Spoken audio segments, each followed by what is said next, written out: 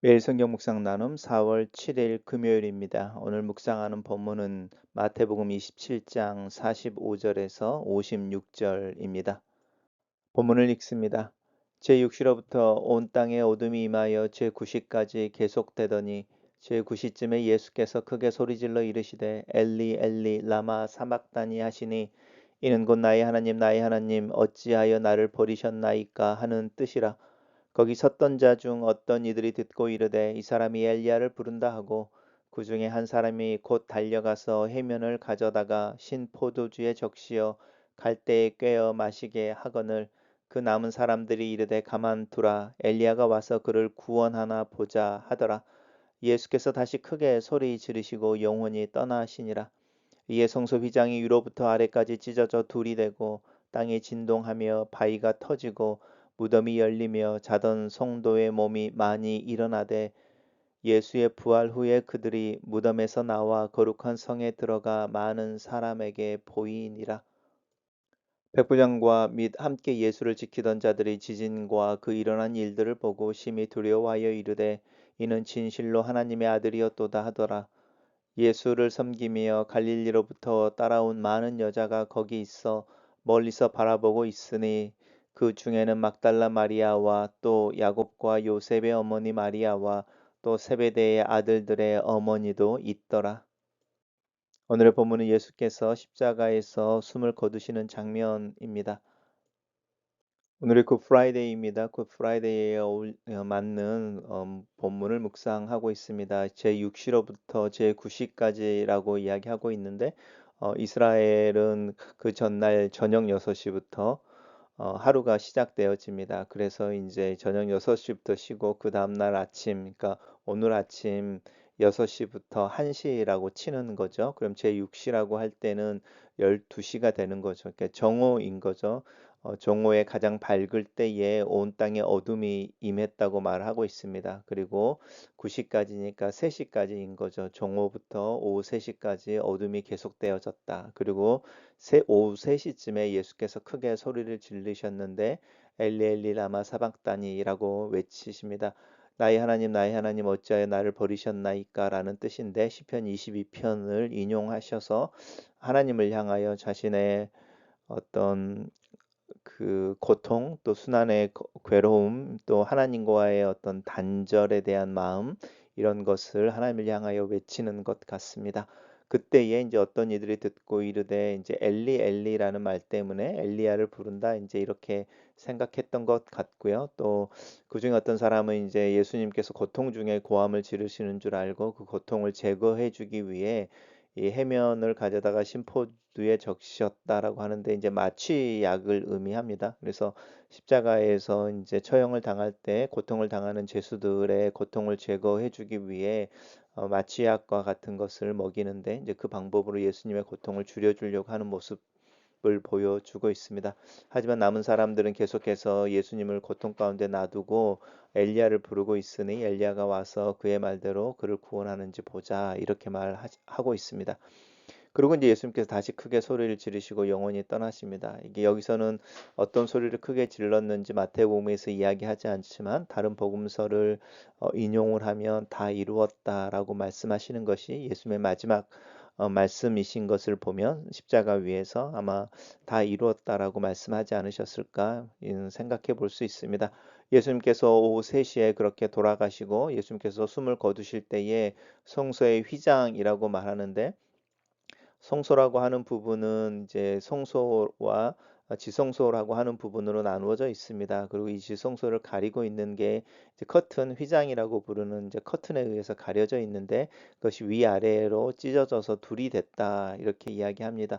이 찢어져서 둘이 됐다라고 하는 이 찢어졌다는 것은 다시 수선할 수 없는 영원히 찢어진 이제 이런 의미를 가지고 있습니다. 또 땅이 진동하고 바위가 터지고 무덤들이 열렸다 이렇게 말하는데 이 바위가 터지고 무덤이 열리는 것은 이스라엘의 장례 습관 때문에 그렇습니다. 우리는 이제 땅에 시신을 묻고 이렇게 분봉이라고 이렇게 봉우리처럼 동그랗게 무덤을 쓰지만 유대인들은 동굴에 장사를 지내고 그 무덤을 이렇게 동굴인 거죠. 굴처럼 되어져 있는 걸 돌로 이렇게 막은 상태였는데 그래서 무덤이 열렸다라고 이야기하는 부분입니다. 굴을 가로막고 있던 돌들이 치워지는 일들이 있었다. 이제 이렇게 이야기하는 거죠.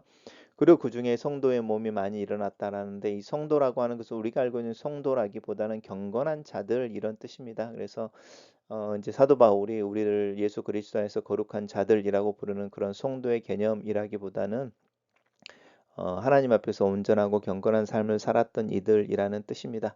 그들이 일어나되 예수의 부활 후에 그들이 무덤에서 나와서 거룩한 성에 들어가 많은 사람에게 보였다라고 이야기하는데 이제 시간의 오해가 있을 수 있습니다. 여기서 보면 예수님이 돌아가실 때에 무덤이 열리고 성도들이 부활을 했는데 예수님의 부활이 3일 뒤에 있는데 그때까지 가만히 있다가 예수님이 부활하신 후에 그들이 무덤에 나와서 거룩한 성에 들어가 많은 사람들에게 보였다. 이제 이렇게 이야기하는 좀 오해가 있는데 말씀을 잘 읽어보시고 또 원문을 이제 어, 그 생각 이렇게 찾아볼 때에는 예수님이 부활하실 때에 그 성도들이 부활해서 예수님과 함께 아니면 예수님이 거룩한 예루살렘에 이제 나타나셨던 후에 이 사람들 또한 나타나서 이 사람들이 예수님의 부활의 증인이 됐다. 이렇게 이해하는 것이 조금 더 이렇게 원문에 가까운 이해라고 할 수 있습니다. 백부장과 함께 예수를 지키던 자들이 지진과 그 이제 무덤이 흔들리고 바위가 터지고 무덤이 열리는 이런 일들을 보고 많이 두려워하고 진실로 그가 하나님의 아들이었다라고 이제 고백해냅니다. 백부장과 함께 예수를 지키던 자들이라고 하는 사람들과 또 예수님을 오히려 비난하고 고통 가운데 나도라 엘리야를 부르고 있으니 엘리야가 와서 그를 구원하는지 보자라고 말하는 사람들 사이에 대조를 좀 지켜보시면 좋을 것 같습니다. 백부장이라고 하는 사람들 로마 병사를 이야기하는 것이고요. 그래서 오히려 이방인들이 예수님에 대해서 신앙을 고백해내는 것을 볼 수 있죠. 그리고 이제 예수님을 섬기던 갈릴리로부터 따라온 많은 여자들이 거기서 멀리 바라보고 있었다 이야기하는데 이것은 예수님께서 십자가에 달리시는 그 장면, 그 장소에서 예수님이 돌아가시는 그 기간까지 지켜보는 예수님을 서포트했던 여인들이 있었다. 그리고 그들 중에는 막달라 마리아가 있고 또 야곱과 요셉의 어머니 마리아이고 세베대의 아들인 여기는 또 야곱과 요한의 어머니도 있었다 이렇게 이야기합니다. 세베대 아들들의 어머니는 예수님이 예루살렘으로 가는 중에 와서 자신의 아들 두 아들을 하나는 좌에 하나는 우편에 앉게 해주십시오라고 요청했던 분인 거고 어머니인 거고 막달라 마리아는 7귀신 들렸었는데 예수님께서 고쳐준 후에 예수님을 따라다녔던 그리고 성경 본문에서는 어떤 복음서에서는 이 막달라 마리아가 예수님의 죽음을 기념하고 준비하는 옥합 향유 옥합을 깨뜨려 예수님에게 부었던 그 여인으로 이야기하기도 합니다. 야곱과 요셉의 어머니 마리아라고 하는 부분은 이제 우리가 누구인지 정확하게 알 수 없고 또 어떤 부분은 이제 예수님의 동생이 야고보였던 것을 기억한다면 아마 예수님의 어머니를 이렇게 동생들의 이름을 사용해서 설명하고 있다 이렇게 이해할 수도 있는데 뭐 정확하게 저희가 그렇게 이야기할 수는 없고 이 본문에서는 그냥 많은 여자들이 예수님의 죽음을 지켜보고 있었고 그들 중에는 이런 여인들도 있었다. 아마 초대교회에 잘 알려진 여인들이었던 것 같습니다. 단락을 요약해 보겠습니다. 제9시에 예수께서 큰 소리를 질러 예수님을 찾고 다시 크게 소리 지르시고 숨을 거두실 때에 성소 휘장이 위로부터 아래로 찢어져 둘이 되고 백부장과 예수를 지키던 자들은 예수가 하나님의 아들이었음을 고백한다. 이렇게 정리했습니다. 매성경 교재에 나와 있는 묵상 내용입니다. 예수께서 저주받을 죄인인 우리 대신 대속물이 되어 아버지께로부터 버림을 당하는 처절한 고통을 겪으십니다. 기도를 준비하셨고 하나님의 뜻인 줄도 아셨지만 그것으로 고통이 경감되는 것은 아니었기에 예수님은 시편 21편을 인용하시며 당신이 경험하시는 소외감과 단절을 토로하십니다. 대낮에 흑암이 해를 가려 하나님께서 하나님의 슬픔을 표현하고 이 고통에 동참하십니다. 그러나 고통 중에도 엘리라고 하나님을 부르시며 나의 아버지라고 부르시며 이 진노의 잔이 나의 하나님이 원하시는 대로 하시는 일이라는 그 순종의 마음을 표현하는 것을 잊지 않으시는 예수님을 봅니다. 예수께서 큰 소리로 부르짖은 후에 돌아가십니다. 남아있는 숨과 힘을 다해 외치신 승리의 함성 다 이루었다이자 대속의 목숨을 아버지께 드린다는 마지막 기도 내 영혼을 아버지 손에 부탁하나이다 일 것입니다. 예수님이 십자가 오르는 순간까지 줄곧 자기의 뜻이 아니라 오직 아버지 하나님의 뜻을 따라 자발적으로 순종하셨습니다.